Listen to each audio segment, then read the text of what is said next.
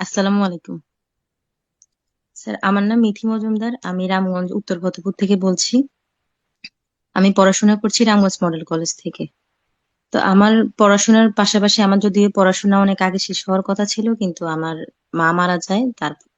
আর হচ্ছে আমার কিছু পারিবারিক সমস্যার কারণে আমার কিছু গ্যাপ যায় পড়াশোনায়। তো এই গ্যাপটা হচ্ছে আমার মনের মধ্যে অনেক বড় একটা ধাক্কা দেয়। তারপর থেকে আমার ইচ্ছা ছিল যে আমি এখানে আর পড়াশোনা করব না, আমি বাইরের জন্য ট্রাই করব। যদি আমি এলাকা, এরিয়া এগুলো ছাড়তে পারি যত তাড়াতাড়ি। তো সেই পরিপ্রেক্ষিতে আমার ইচ্ছা ছিল যে আমার পড়াশোনাটা একটু শেষ হওয়ার সাথে সাথে আমি যেভাবে হোক এখান থেকে মুভ করে ঢাকা বা যেখানে হোক আমি আইএলটিএস এর জন্য প্রিপারেশন নিব। তো সেই মুহূর্তে একটা পোস্ট দেখি ফেসবুকে। দেখার পর আমি প্রথমে তো একটা ইন্টারেস্ট দেখাই নাই, যদিও আমি বিশ্বাস করি না যে এত বড় একটা কোর্স যেটা ফ্রিতে হবে, এটা আসলে বিশ্বাসযোগ্য ছিল না আমার জন্য।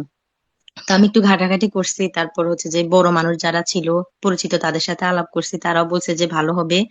ওনাকে আমরা চিনি, যদিও এতদিন মিডিয়ার বাইরে ছিল, এখন মিডিয়ার সামনে এসে কাজ করতেছে। এটা আমাদের জন্য ভালো, আপনি করতে পারেন। তারপর আমি করিনি।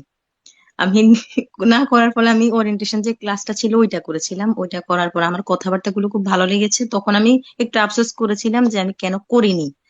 তারপর তো ওখান থেকে জানলাম যে না, এখনো রেজিস্ট্রেশন